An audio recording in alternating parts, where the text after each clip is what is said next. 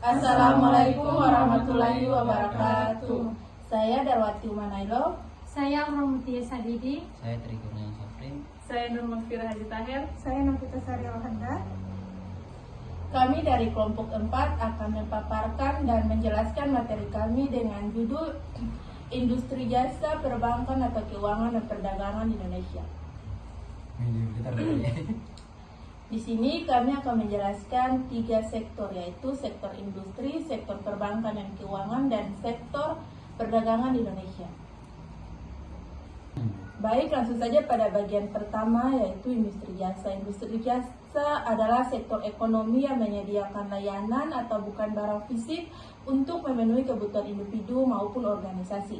Nilai utamanya terletak pada kualitas, kecepatan, dan pengalaman pelayanan yang mencakupi transportasi online, kesehatan, pendidikan, keuangan, dan teknologi informasi. Baik, bisa kita lihat di bagian tengah terdapat 3 kota data makroekonomi yang menunjukkan skala industri jasa di Indonesia. Yang pertama, kontribusi terhadap PDB. Industri jasa menyumbang hampir setengah, yaitu sebesar 44,2% dari produk domestik bruto atau PDB ke negara. Yang kedua, tenaga yang terserap. Industri jasa merupakan salah satu penyedia lapangan kerja terbesar, yaitu mampu menyerap lebih dari 133 juta tenaga kerja. Yang ketiga, pertumbuhan jasa digital.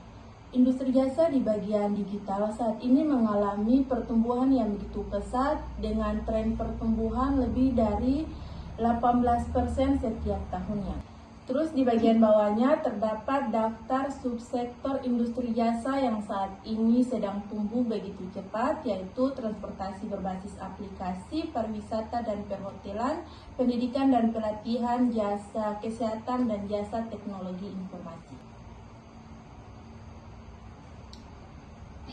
Ada juga contoh studi kasus dari industri jasa serta dampak positif dan negatifnya. Contoh studi kasusnya yaitu transportasi online seperti Gojek dan Grab. Contoh studi kasusnya yaitu transportasi online, yaitu berupa Gojek dan Grab. Kemunculan transportasi online ini membawa perubahan besar bagi sistem transportasi nasional, menawarkan kemudahan dengan harga terjangkau dan efisiensi waktu bagi jutaan pengguna di Indonesia. Dampak positifnya yaitu membuka lapangan kerja baru seperti kurir, drive, dan lain-lain.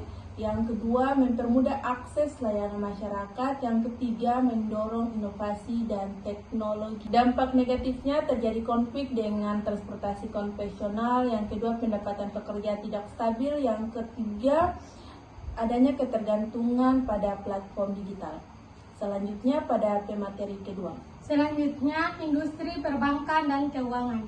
Industri perbankan dan keuangan berfungsi yaitu menghimpun dana masyarakat dan menyalurkannya kembali dalam bentuk kredit atau pembiayaan. Industri ini juga sudah dilindungi oleh Bank Indonesia dan OJK.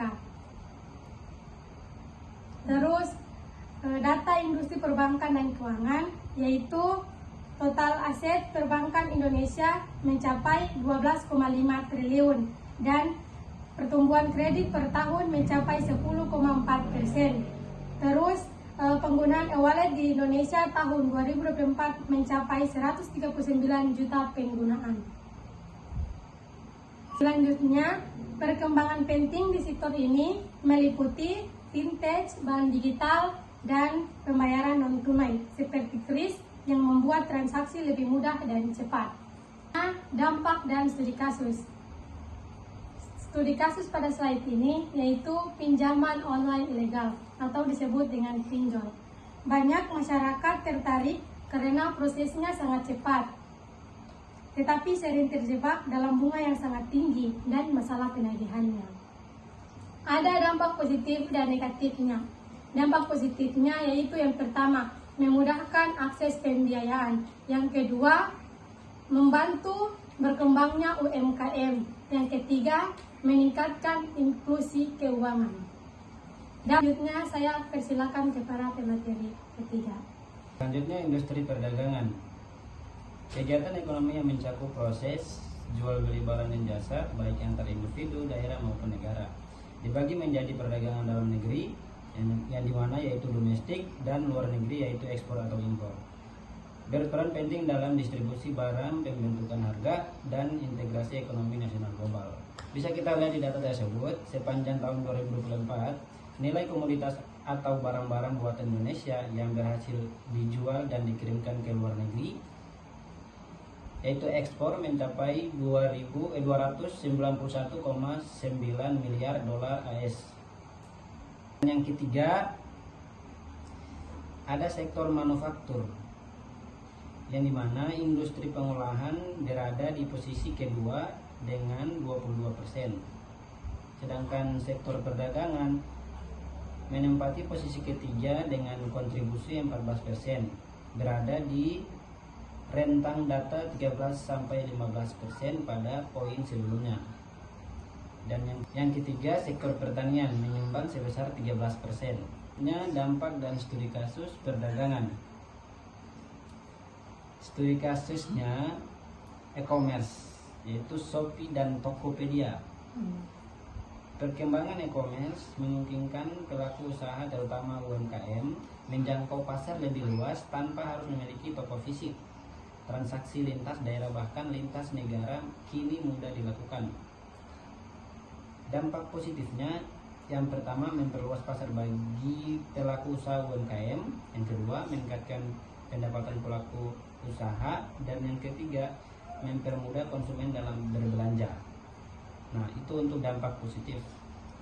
Untuk dampak negatifnya, yang pertama persaingan ketat dengan produk impor murah, yang kedua menurunkan penjualan toko tradisional, dan yang ketiga risiko penipuan dalam transaksi online. Selanjutnya saya serahkan ke materi keempat. Selanjutnya keterkaitan antar sektor. Pada bagian ini akan jelaskan mengenai keterkaitan antar sektor, yaitu sektor jasa, perbankan, dan perdagangan. Sektor jasa membantu perdagangan melalui transportasi dan logistik. Yang kedua, perbankan menyediakan modal bagi pelaku usaha agar dapat berkembang. Yang ketiga, sektor perdagangan. Perdagangan yang semakin maju akan meningkatkan kebutuhan terhadap jasa dan layanan keuangan. Oleh karena itu, ketiga sektor tersebut harus bekerja sama untuk mendorong dan mendukung pertumbuhan ekonomi Indonesia. Selanjutnya saya serahkan ke pemateri kelima.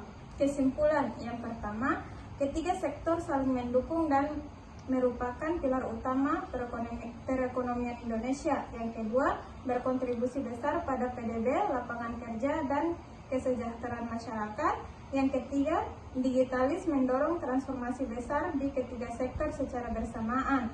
Dan yang keempat, dampak negatif perlu diantisipasi melalui kebijakan dan kesadaran bersama. Saran yang pertama, pemerintah perlu meningkatkan pengawasan sektor keuangan dan perdagangan digital. Yang kedua, masyarakat harus lebih bijak dalam menggunakan layanan keuangan digital. Dan yang ketiga, pelaku usaha harus terus meningkatkan daya saing dan inovasi produk.